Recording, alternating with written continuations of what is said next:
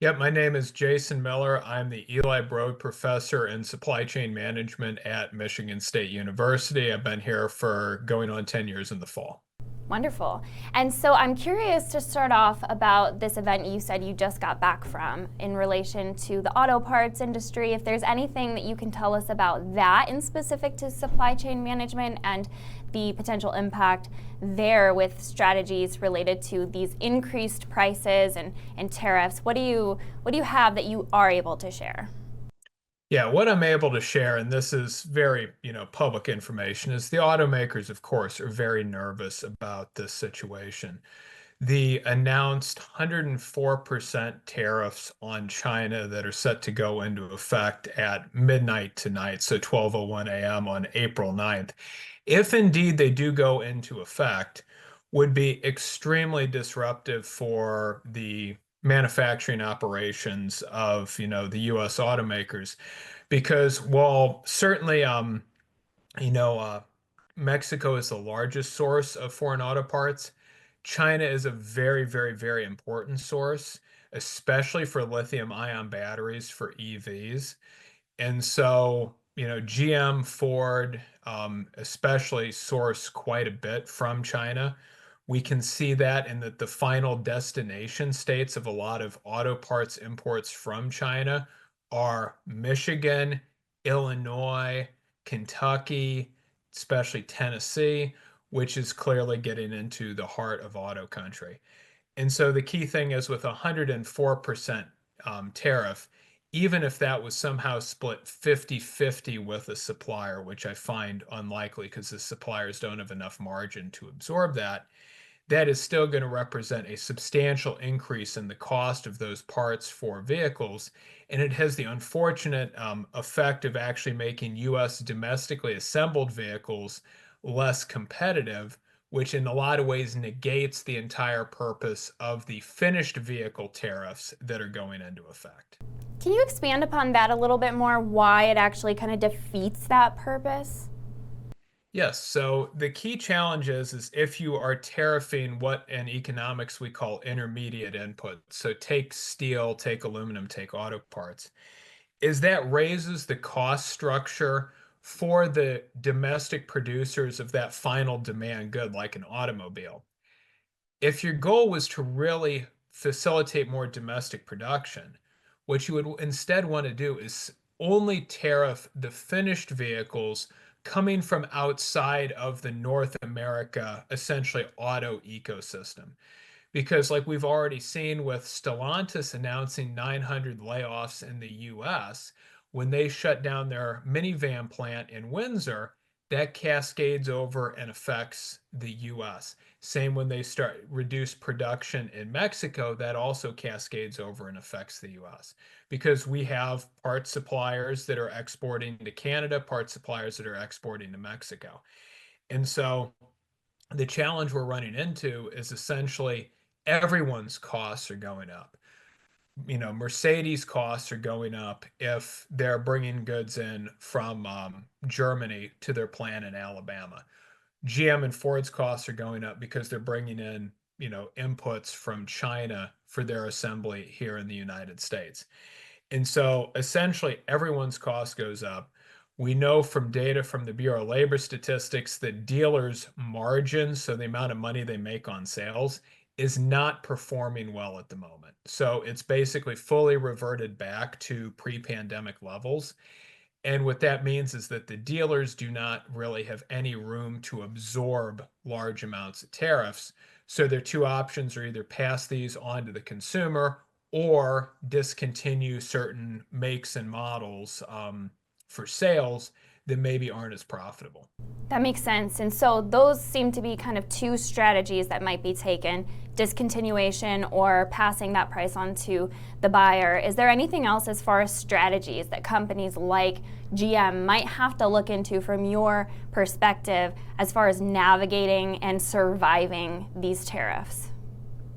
So what we're seeing is in some instances, if there is domestic production as well as production, even in Mexico as an example, GM's announced this with their truck plant in Fort Wayne, they are going to shift a little bit of assembly to that plant in Fort Wayne, But the key thing for everybody to understand, that's because they already have the tooling and everything in place there. If you're looking at essentially shifting a model from Mexico, let's say, to the United States, even if you have plant capacity, it would take you at least, I would say, 9 months, if not a year, to do this. If we're talking a greenfield investment to build a new auto plant and get it up and running, what I would expect is you're looking at minimum 4 or 5 years between making this decision today and this plant coming online. And so you would potentially be in a different presidential administration before the first car would roll off. And so that's the important thing for people to understand is this isn't like changing a light switch or changing out a light bulb. These are investments that take years. It is not easy to just rapidly switch suppliers in the auto sector. There's tremendous concerns about quality and safety that have to be gone through. The same applies, let's say, to the aerospace sector, where these are not, supply chains like for, let's say, apparel, where what would happen is if you tariff Chinese apparel, production shifts to Vietnam. If you tariff Vietnam, it shifts over to Cambodia. Apparel is completely different than, high value precision manufacturing that we're talking about in the auto space. That makes sense. And, some people, they kind of have this perspective of the pressure that this puts on trying to get plants like the one you mentioned in Fort Wayne, Indiana, or the one that's being brought to Marshall, Michigan, where Ford is going to start making the lithium batteries. Do you feel like there's any connection between the rise or creation of these plants with that long-term kind of slow build to having any kind of real manufacturing being accomplished? Do you think that we're going to see that impact? Do you think that's a strategy that actually works, that these people seem to believe in, or has a plant like the one in Marshall been in the works before these tariffs have been in place? These plans have been in the works for extended periods. A very good example of this was the announcement by the South Korean automakers that they're going to be building a steel plant in the South as well as a third auto factory. These are plans that have been in the works for months, and they're being announced now essentially as opportunistic timing, for lack of a better term. But these are not investments that somebody has just decided in the span of a month that they're going to do. Um, and yes, it is possible. The Wall Street Journal has written about, companies that have, again, production in China, production in the US, where the tooling situation doesn't impose a constraint, where maybe we shift a little production back over here.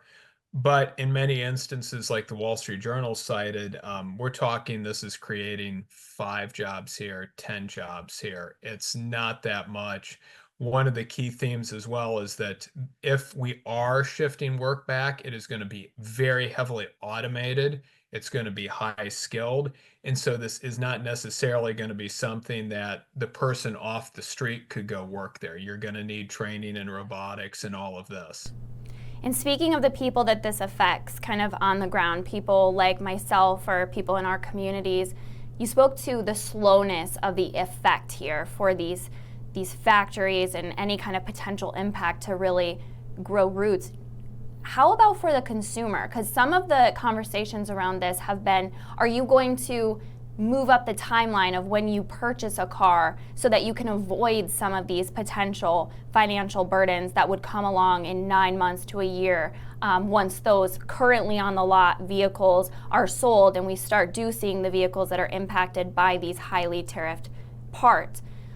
But not everybody can do that. Not everybody can just move up when they purchase a vehicle by 6 months to a year. That's a pretty large investment. Like you were saying, this isn't clothes we're talking about. This is a need for transportation, and there's a timeline that people follow that can't always be adjusted. How does this impact the pocketbooks of regular people? Yeah, so and per the, your statements, March ended up being one of the best vehicle sales months of all time based on data from the Bureau of Economic Analysis. So it was the third highest month for seasonally adjusted sales going back to 2018, believe it or not.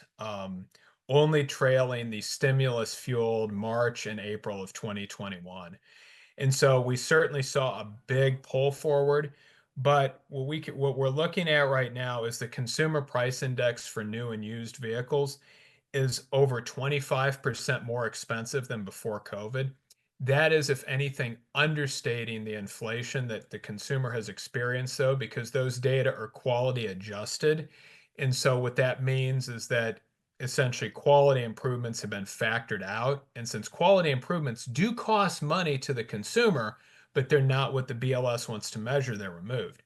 So you're looking right now at facing, prices that overall, we see, Ford saying we're offering employee pricing. Well, yes, that means discounts, but it's still discounted from a value that is substantially above what it would have been, let's say, 6 years ago. Interest rates right now, the Federal Reserve has cut interest rates about 100 basis points from where we were last year at this time, um, which has taken a little bit of pressure off the car loan market, but car loans are still expensive.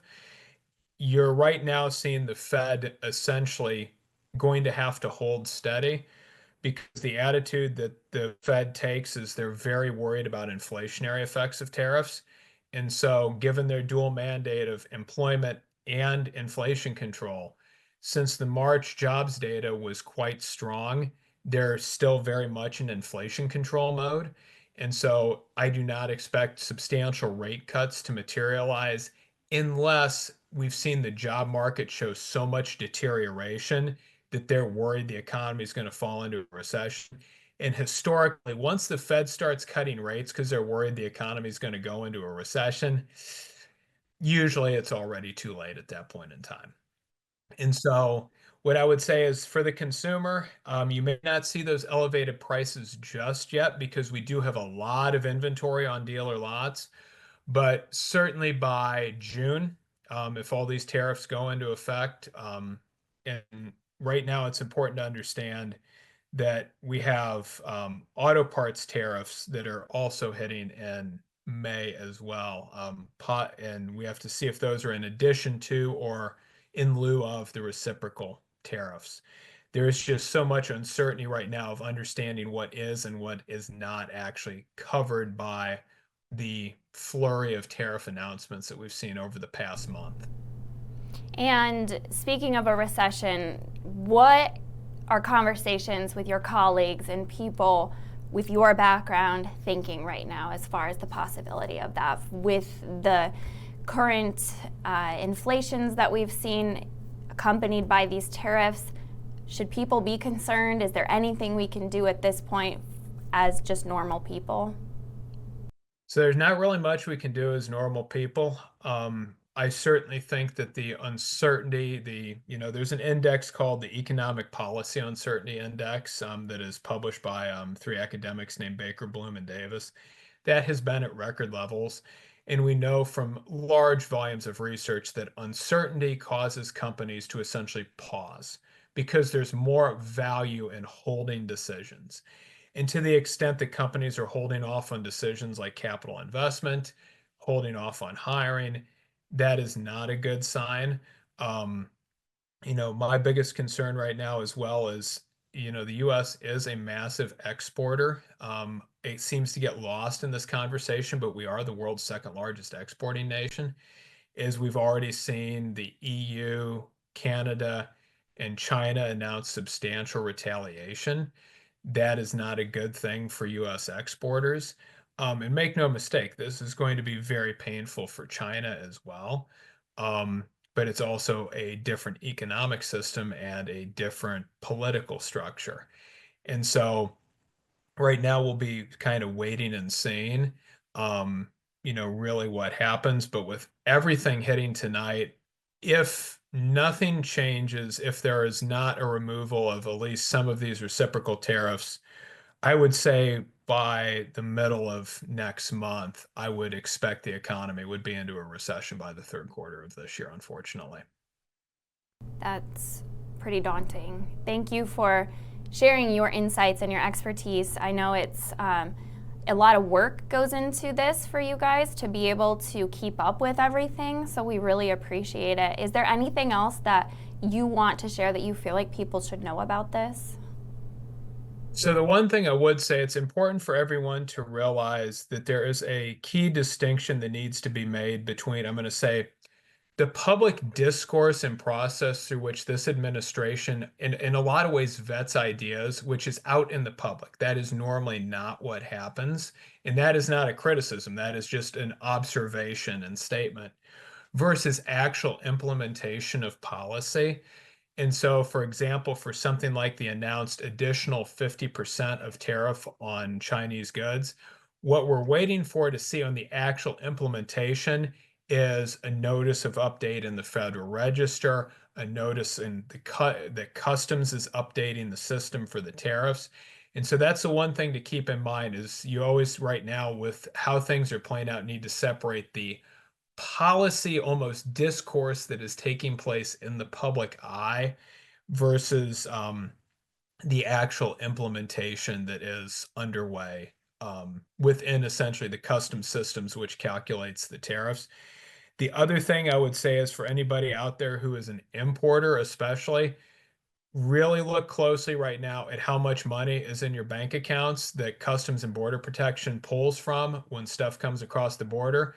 You do not want to be bouncing essentially a payment because if you do, you will not be allowed to import. So for a period. So be very careful right now. If you are an importer, you need to be checking what is the amount of money in those accounts so you do not end up essentially going down to zero. Wow, okay. Yeah, so a big difference between what's actually happening and the possibility. A lot of fears, but some things changing last minute, always changing really. And so paying attention to what's in the works or potentially is already being implemented versus what is discussion, like what we're looking at tonight. Precisely. Okay. Well, thank you again so much. I really appreciate you meeting with me last minute this evening and being willing to share with us your insights.